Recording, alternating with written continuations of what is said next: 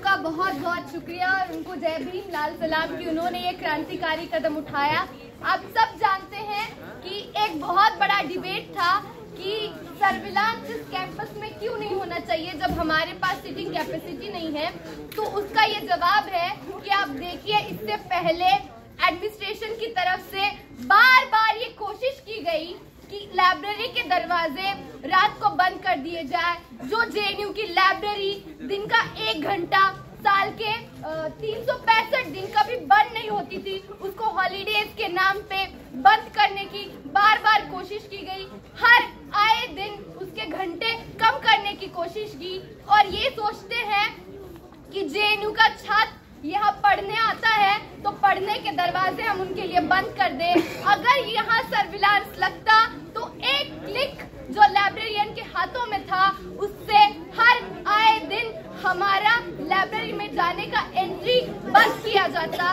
इसीलिए जरूरी था कि हम इस सर्विलांस के खिलाफ बोले, क्योंकि अगर आज लाइब्रेरी में ये सर्विलांस नहीं उखाड़ा जाएगा तो कल को यही सर्विलांस हमारे हॉस्टल्स के गेट पे, हमारे क्लासरूम्स के गेट पे भी लगेगा, जिनका एक्सेस कल हमारे लिए बंद हो जाएगा।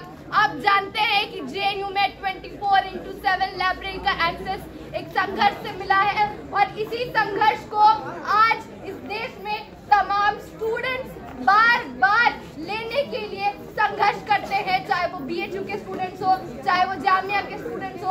आप देख सकते हैं कि बार बार ये कोशिश की जाती है कि हमारे ढाबों को बंद कर दिया जाए, हमारी लाइब्रेरी के घंटे घटाए जाए, हमारे हॉस्टल की टाइमिंग्स जो है उनको कम कर दिया जाए। और ये जो डिबेट है इलीगल और लीगल का डिबेट, आप देखिए कि एडमिनिस्ट्रेशन के पास हमारे वॉशरूम्स में जेट स्प्रे लगाने का पैसा नहीं है, लेकिन एडमिनिस्ट्रेशन के पास लाखों रुपए का सर्विलांस सिस्टम यहाँ पे लगाने का पैसा है और इसका जवाब उनके पास नहीं है कि ये पैसा वो किस फंड से लेके आए हैं और इस फंड का ऑडिट वो हमें कब देंगे।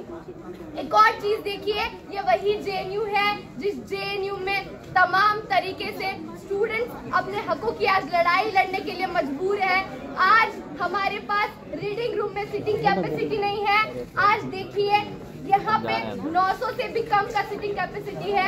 आप जाइए, जो विजुअली इम्पेयर्ड स्टूडेंट्स हैं उनका जो सेक्शन है, उनके जो कंप्यूटर्स हैं, उनका कितना बुरा हाल है। क्या मनोरमा त्रिपाठी अपना पैसे का फंड जो है उसको उसमें नहीं लगा सकती थी? बकायदा लगा सकती थी, लेकिन उनकी प्रायोरिटी ये है कि हम लाइब्रेरी में एंट्री ही ना करें ताकि ये लाइब्रेरी और ये इंस्टीट्यूट पूरी तरीके से बेचा जाए उन तमाम कंपनीज को जो आज इस देश में यहाँ की जनता को लूट रही है, मार रही है। ड्रोन से उनके ऊपर सर्विलांस किया जाता है। आप देखिए, यहाँ का आदिवासी जो आज अपने जल जंगल जमीन की लड़ाई और जंगल को बचाने की लड़ाई लड़ रहा है, वही सेम लड़ाई हमारी भी है कि आज हमें अपने स्पेसेस को बचाने की बात करनी है, बिल्कुल उसी तरह, क्योंकि यहाँ पे भी वही हमला है। आज हमारे पास फंड नहीं है, पीसी हमें बोलती है कि फंड नहीं है तो वो लोन लेने के लिए रेडी है। एनईपी बैकडोर पॉलिसी से आता है, सीपीओ मैनुअल इस कैंपस में आता है।